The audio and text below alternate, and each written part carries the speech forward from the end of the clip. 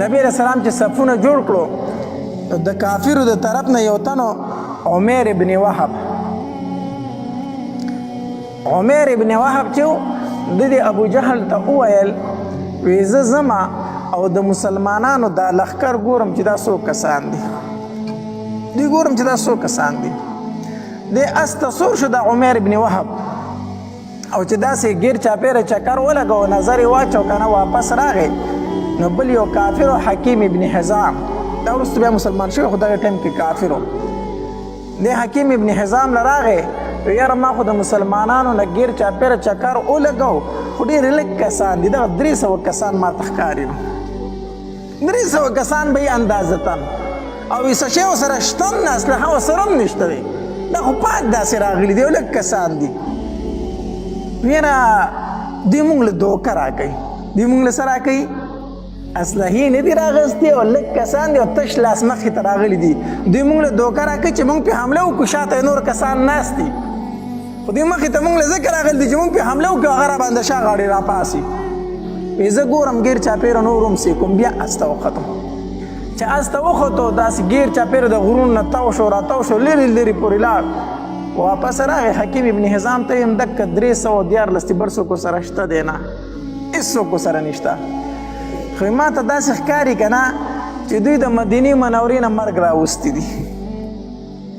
دوی د مدینې منورې نه چې دا 314 راغلي او تش لاس راغلي که نه دوی مرګ له راغلي ځان وجني دوی خو مري او مري خو چې دوی مري نو خامخا د ځان سره به یو کس زموږ نه مړ کوي 300 کسان دی دوی خو مري او مري ځکه تش لاس راغلي زموږ مخې له او موږ سره تورې دي نو دوی خو ځان وجني خو چې ځان وجني خامخا به زموږ نم یو تن خامخا وجني نو د عمر ابن وهب ورته وي چې 300 کسان زموږ نه مړه شي او دوی مړه شي دا هم زموږ د قریشو خلک دی زموږ رور او نسب خلک دی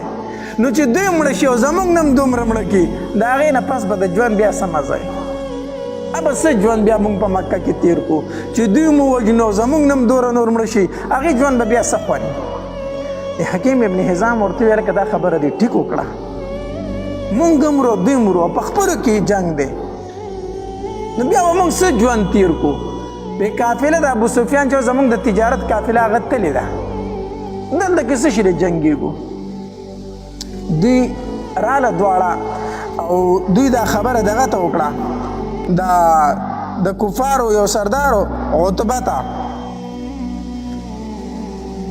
یې وویلو عتبه دغه 300 کسان راغلي دي او دوی به موږ وجنو خو دوی به زموږ نه یو تن خامخا وجني نو څه شي له دوی وجنو خپل خلک وجنو که نه نو چې دا جنگ ختم شي موږ واپس مکې ته لاړ شو نو څنګه به وي عتبه ورته وي دا خبره ټیک ده جنگ څه شي له کوو جنگ ولې کوو دا عتبه چې دی به د جنگ نه شاته کېدو دا عتبه او شیبه دا وروڼه وو دوی د جنگ نه دا شاته د دوه وجونه کېدل یو خو دا دی چې دی هغه د دوی یو غلام و دغه عداس نوم د دوی عتبه غلام و دغه نوم عداس و بیا د آزاد کړی و دا عداس چې و دا نصرانی و د په نبی علیه الصلاة وسلام باندې ایمان راوړی و او د نصرانیت نه توبهګار شوی و نو چې کله دا عتبه او شیبه راتله د مدینې منورې ته جنګ لا نو هغې په خپو پورې انښتې او نه یې پرېښودل وی تاسو مه ځئ ولې نه ځو ته ولې موږ پسې موږ د خپو نیولي چې مه ځئ وی مه ځئ هغه د الله رسول دی د هغه سره تاسو مقابله نه شئ کولی خو ما ته پته ده چې هغه تاسو وجني مړه کوي خو نو په تاسو خفه یم مه ځئ هغه ورته ته رښتیا وایي چې دا د الله پیغمبر دی او زه د رښتیا هم د الله پیغمبر دی او دا جاړم ځکه چې په تاسو پسې خفه یم تاسو هلته مرګ له روان یې نو دوی خو دا خبره په زړه کې راغله چې یاره عداس راته وایي چې د الله پیغمبر دی تاسو مرګ له ځئ دوی د دې جنګ نه لږ شاته کېدل او دویم دا دی چې د نبي علیه السلام ترور و عاتکه رضی الله تعالی عنها هغې خوب هم لیدلی و په هغې کې هم دې ته اشاره وه چې دا کوم خلک د مکې نه روان دی دا مرګ له هلته روان دی نو دوی د جنګ نه لږ شاته کېدل نو دی عتبه ورته وی دا ډېره ښه خبره ده زه ځمه چې دا خبره د ابو جهل سره وکم ابو جهل سره وکمه بهرحال په دې کې بل تن ورغی ابو جهل ته وی عتبه وی چې یاره جنګ نه کوو واپس ځو نو ابو جهل ورته وی عتبه خو ځکه دا خبره کوي که نه چې د هغه زوی مسلمان دی د مسلمانانو په صف کې ولاړ دی نه خو خپل زوی بچ کوي ځکه د جنګ نه شاته کېږي او په دې کې یو تن یې راوغوښتو د مسلمانو د لاسه یو کافر مړ شوی په لاره باندې دا کې کسرور یې راوغوښتو چې رور یې راوغوښته که نه ویې لکه ستا هغه تره خو وي عتبه چې واپس ځو ستا د رور بدل نه اخلي رور بدل نه اخلي اوس دا خلک راپارو نو هغه چغې کړې وی وا عمره وا عمره هغه خپل مړ رور یادو چغې کړې وا عمره وا زما عمره روره وا زما عمره روره چې دا چغې شروع کړو چې په خلکو کې لږ غیرت راواچو که چې دوی مسلمانانو راله سړی وجله تاسو ترې واپس ځئ بهرحال دا عتبه د خپلې خبرې نه څه شو واپس شو وی صحیح ده چې تاسو وایي جنګ کوو نو جنګ به وکړو صفونه جوړ شو یو طرف ته د مسلمانانو صفونه جوړ شو بل طرف ته د ابو جهل صفونه جوړ شو چې صفونه جوړ شو نو نبی علیه د هغې طرف نه درې تنه راووتل مقابلې ته عتبه شیبه او ولید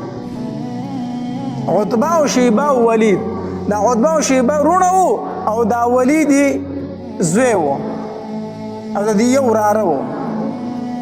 نو یعنی دوه رونه او یو وراره راووتل جنګ له دوی درې واړه راووتل مقابلې له اواز یې وکړئ تاسو کې دې څوک راوځي نو د دې طرف نه هم درې کسان ورغلو عوف رضی الله تعالی عنه معوذ رضی الله تعالی عنه او عبدالله بن رواحه رضی الله تعالی عنه دا درې واړه صحابه کرام وروتل دا معوذ رضی الله تعالی عنه دا عوف رضی الله تعالی عنه دا رونه دي او دا د حارث زامن دي دا عفرا یو زنانه ده دا معاذ او معوذ نومونه خو به تاسو اورېدلي که نه دا د عفرا زنانه زامن وو د دې اووه زامنو درې د یو خاوند او څلور د بل خاوند نه او اووه واړه زامن په جنګ بدر کې شریک وو داسې زنانه هم تېرې شوي دي ښه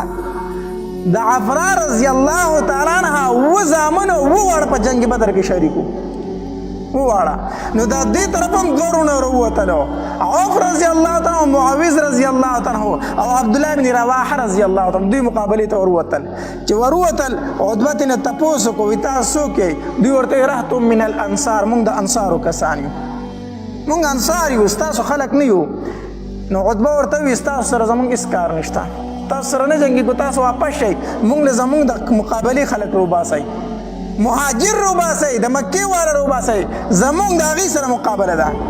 نبی علیه الصلاة والسلام آواز وکړو وی حمزه دا یې تره وی حمزه وځه علي دا یې د تره زوی علي رضی الله تعالی ته وځه او عبیده بن حارث رضی الله تعالی عنه ته وځه درې صحابه کرام ووتل د دې طرف نه خو د صحابه کرامو مخونو باندې داسې څادرو باندې تړلي صرف سترګې ښکارېدي مخونه یې پټ نه هغې طرف ته نه عتبه تپوس وکړو وی تاسو څوک یې نو حمزه رضی الله تعالی ته وفرمایل وی زه حمزه یم علي رضی الله چا کړه وی زه علي یم او دې طرف نه عبیده بن حارث رضی الله تعالی څخه وی زه عبیده یم نو عتبه ورته وی اوس زموږ د مقابلې خلک راووتی ځکه دا هم د مکې و که نه اوس زموږ د مقابلې راووتی بهرحال درې واړو د یو بل سره مقابله وکړه نو علي رضی الله تعالی عنه حمزه رضی الله تعالی عنه د عتبه په مقابله کې ورغی او علي رضی الله تعالی عنه د ولید مقابله کې او د شیبه په مقابله کې عبیده بن حارث رضی الله تعالی عنه دوی مقابله وکړه نو حضرت علي رضی الله تعالی عنه حمزه رضی الله تعالی عنه د خپل لومبي گزار سره دوه کافر مردار کو خو عبیده رضی الله تعالی عنہ چې کنه په د باندې خپل مقابل گزارو کوندل خپل واله چې خپل ولا دی راتاو شو نو علي رضی الله تعالی حمزه رضی الله عنه محمد الله ورسید بل کافر مردار او عبیده رضی الله تعالی عنہ راوړو د نبی رسول الله خواته کې خودو چې کله د نبی علیه الصلاة والسلام خواته یې کېښودو نبی علیه الصلاة والسلام ته وفرمایل د الله پاکه پیغمبر زه شهید یم نبی علیه الصلاة والسلام ورته وفرمایل او عبیده ته شهید یې نو په دغه ټایم کې دی وی کاش چې ابو طالب ژوندی وی چې ما ورته نن ښودلی وی ابو طالب به اشعار ویلو وی نبی علیه السلام به موږ تر هغې پورې ورنکو کافرو ته تر څو چې موږ خپلې بیبیانې کونډې کړي نه وي وی کاش چې نن ابو طالب ژوندی وی چې ما ورته وویلی چې موږ خپلې بیبیانې کونډو خو نبی علیه السلام دشمن له نه ورکو کاش چې دا شعر مې ورته نن ویلی چې ستا د شعر مصداق مونږ یو چې سرونه په نبی علیه الصلاة والسلام باندې شیندو به هر حال تر دې نه بار جنگ شروع شو چې جنگ شروع شو نبی علیه الصلاة والسلام راغی او کم سفر چې رخ کړی و صحابه کرامو دله هغې ته ورننوتو او ابوبکر رضی الله تعالی عنه سره هم ورننوتو او په دروازه باندې عبدالله ابن رواحه رضی الله سعد ابن معاذ رضی الله په دروازه باندې سعد ابن معاذ رضی الله تعالی توره نیولې ولاړ دی نبی علیه الصلاة والسلام کله په سجده باندې پریوځي که نه الله ته جاړي نو کله سر اوچت کړي نو لاسونه اوچت کړي الله ته جاړي نو حدیث مبارک کې راځي وایي نبی علیه الصلاة والسلام داسې لاسونه نیولي و الله ته لاسونه اوچت کړي دی خو جنګ شروع دی نو د الله په دربار کې دعا کوي وی الله په مکه کې مې هم ډېر کوشش وکړو الله په مدینه کې مې هم ډېر کوشش وکړو صرف دغه 314 مې الله تیار کړو هغه هم په خپو خپیال بې په سر باندې سرتور او اسلحه هم نه لري الله دغه 314 مې له راوستي دي الله کو ستا خوښوي چې د نن نه بعد ستا نوم نه اخیستلی کېږي نو دوی راله مړه کړه الله کو ستا خوښوي چې په مخ د ځمکه ستا عبادت ونشي نو دغه 314 راله مړه کړه الله خو کو ستا نوم په مخ د ځمکه یادېږي نو الله د دوی حفاظت وکړه لاس یې اوچت کړی او داسې جاړي ابوبکر رضی الله تعالی د شا نه راغی د ډېرې عاجزۍ نه د نبي علیه السلام نه دا صدر داسې وښودې دا اوږې ښکاره شوې چې ښکاره شوې ابوبکر رضی الله تعالی راغی دا صادر یې راوغسته د نبي علیه السلام په اوږه یې واچو او د شا غاړې داسې تلاسونه تاو کړه چغې ورته کړې د الله پاک پیغمبره بس که نور مه جاړه بس که نور مه جاړه الله ستا اواز واورېدو الله به دې صحابه حفاظت کوي د الله پاک پیغمبره بس که علی رضی الله تعالی فرمایي وی جنگ شروع دی وی زه به ټایم په ټایم د نبی علیه الصلاة والسلام تماشې له راتلم وی په دې جنگ په دې دوران کې یو ځل مې ځان غلې غونته کې راویستو چې راویستو وی نبی علیه الصلاة والسلام خواله رانم که نه نبی علیه الصلاة والسلام په سجده باندې پروت دی نبی علیه السلام په سجده پروت دی او الله ته جاړي وی زه لاړم بیا لاړم جنگ ته وی بیا چې مې غذا وکړه داسې ستړی شومه بیا رالم د نبی علیه الصلاة والسلام تماشې له وی چې بیا مې نبی علیه الصلاة والسلام سیکو بیا نبی علیه السلام په سجده پروت دی وی چې په دریم ځل باندې کافر خو مردار کړو چې کوم قیدیان کړو غذا ختمه شوله وی رالم چې نبی علیه السلام بیا په سجده پروت دی ما ورته چې د الله پاکه پیغمبره مبارک شه مونږ غذا وګټله مسلمانانو فتح ومنتله نبی علیه السلام سر مبارک روچت کو د سجدې نه دغه اسلام دا صحابه کرامو ډېر په تکلیفونو باندې موږ ته رارسولی دی یو صحابي وی زه داسې په صف کې ولاړ وم که نه او چې ځان نه مې ښي طرف ته وکتل نو هم راته یو هلک ولاړ دی چې بل صف ته مې وکتل هم راته وړوکی هلک ولاړ دی ځان له په سوچ کوم دا صحابي وي په زړه کې وامه چې په د کافرو را باندې نظر شو چې یو طرف ته رانم هلک ولاړ دی او بل طرف ته رانم وړوکی هلک ولاړ دی خو په ما باندې به رامنډه کوي ما به راګیرئ ځکه دا به و چې د ده سره ملګري واړه دي کمزوري دي نو ما به نه پرېږدي کافر زه په دې سوچ کې یم چېرې دا څه د ماشومانو په منځ کې راغلی یم که نه وي دا سوچ کوم په دې کې راته دا یو وایي چې کاکاجي ما ورته وایي چې هو چې ابوجهل څوک دی هغه بل راته هم زه وایي چې کاکاجي د ابوجهل څوک دی دا پکې کم یو دی د مخامخ صفونو کې مونږ ته یې وښیه کم یو دی مونږ ته یې وښیه ما ورته وایي چې تاسو د ابوجهل سره څه کار دی ولې د هغه تپوس کوئ نو هغه ماشومان راته وایي چې مونږ اورېدلي دي چې دی زمونږ پیغمبر ته ډېرې کنځلې کوي دې زمونږ د پیغمبر ډېر سپکاوی کوي هغه ته ډېر تکلیفونه رسوي مونږ ته یې لږ وښیه وایي چې دا خبره ما واورېدله که نه وایي زما په زړه کې چې کومه یاره وه ختمه شوه ما کتل په صفونو کې چې زه ورته ابوجهل په ګوته کړم په دې کې ناسا په ابوجهل په نظر باندې راغی وایي ما ورته وایي چې دا پورې دی نه دغه دی دا پوریو دی وایي چې ما څنګه اشاره کوله بیا مې ماشومان لیدلي نه دي بیا هغوی په یو منډه ورغلي او د هغه نه تاو شوي دي تاو شوي دي او په ابوجهل یې ګزارونه وکړه ځمکې ته یې راتاو نو یو و پکې هغه معاذ رضی الله تعالی د ابو جهل زوی اکرمه بیا چې فتح مکه کې مسلمان شوی دی فتح مکه باندې بیا مسلمان شو اکرمه چې وکتل چې دوه ماشومان راله پلار راګیر کړی که نه نو هغه په دې معاذ رضی الله تعالی د شانو ګزار وکړو چې ګزار یې وکړو لاس یې کټ کو خو صرف یو تسمه پاتې شوله د ماښامه پورې دی دکه شانتې جنګېدو لاس پورې زنګېدو